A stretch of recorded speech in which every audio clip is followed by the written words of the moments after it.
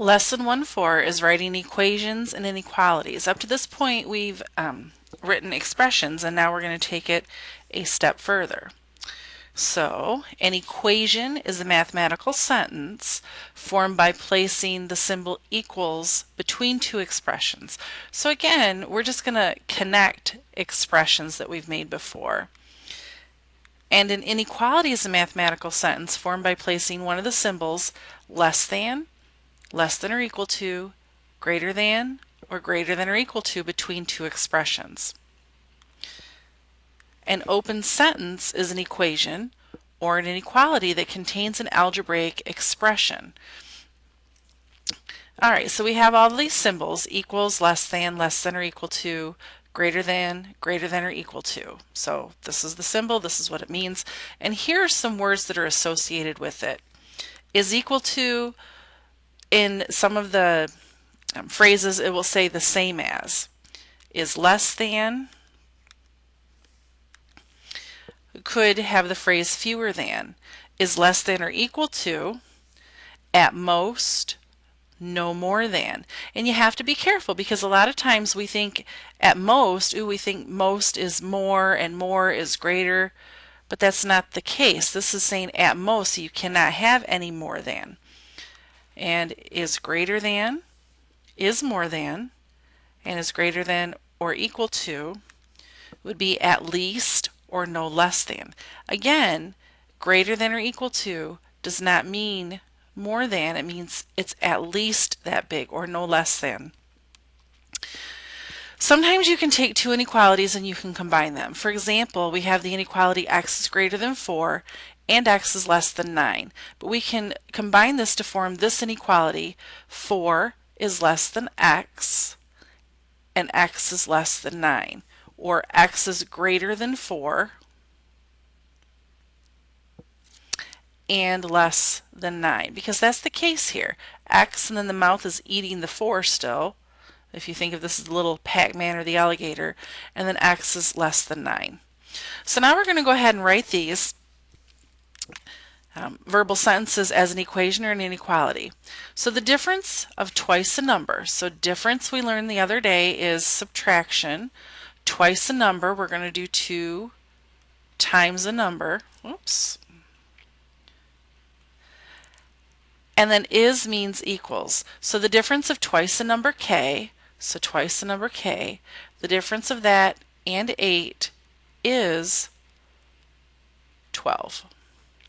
The product remember means multiplication, of 6 and a number is at least 24. So 6n, at least means that it's that or bigger than. So at least is greater than or equal to 24. A number y is no less than, so it has to be that or greater. So a number y is no less than 5 and no more than 13. So we have 5 is less than y is less than 13, but it says it is no less than, so that means y is greater than or equal to 5, and no more than, so less than or equal to 13.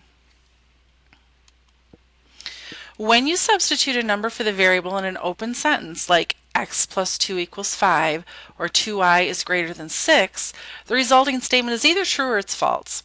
If the statement is true, then the number is a solution of the equation, or it's a solution of the inequality. So we're just going to check these out down here.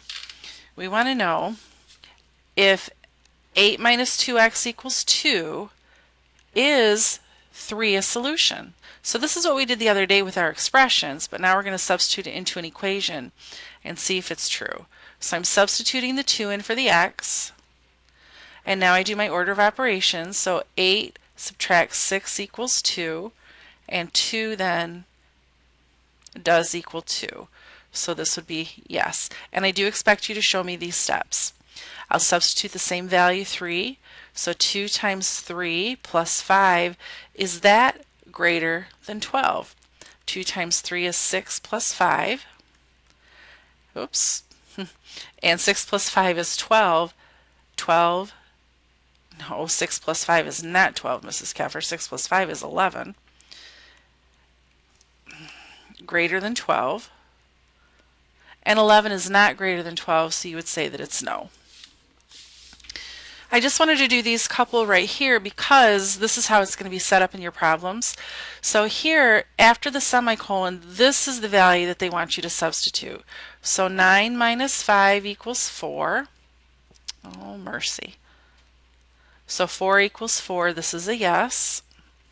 And 2 times 9, that's what we're substituting, plus 3. Is that greater than or equal to 21? 2 times 9 is 18 plus 3. And that is 21. And 21 is equal to 21. So because it's greater than or equal to, our answer is yes. If this inequality had just been greater than, the answer would have been no. Okay, a couple application problems. The last time you and 3 friends went to a mountain bike park, you had a coupon for $10 off and you paid $17 for 4 tickets. What's the regular price of the 4 tickets? So let's go ahead and answer that first. So we have the regular price for the tickets, but you had a $10 coupon off and you paid $17. So we can do this mentally, and we know that 27 subtract 10 is 17. So the price of the tickets was originally $27 for the 4. If you pay the regular price this time and share it equally, how much does each person pay? If we share it equally, each person out of the 4 will pay the same amount. So I'm going to take 27 and divide it by 4. I'm going to do this the long way. It's always good to do the long way every once in a while. So 4 divides into 27 6 times, leaving me with 24. Subtract 3, bring down the 0. 4 divides into 30 7 times. That's a 28. Subtract, you've got a 2, bring down the 0. And 4 divides into 20 exactly 5 times. So each person will pay $6.75. Last one. A basketball player scored 351 points last year. If the player plays 18 games this year, will an average of 20 points per game be enough to beat last year's total? So this year, we want to know if the player plays 18 games times however many points, in this case it's going to be 20, but is that going to be enough to beat last year's, this is a multiplication, score of 351. So I can substitute 18, I can substitute in the 20, is greater than 351. And when I multiply this, I end up with 360 is greater than 351. So the answer is yes. For 18 games, average 20 points, you're going to beat your total from last year. All right, that's it. Your assignment, if you choose to start it, is again the worksheet. As soon as we get our Chromebooks in, I will back off on the worksheet. So worksheet 1.4.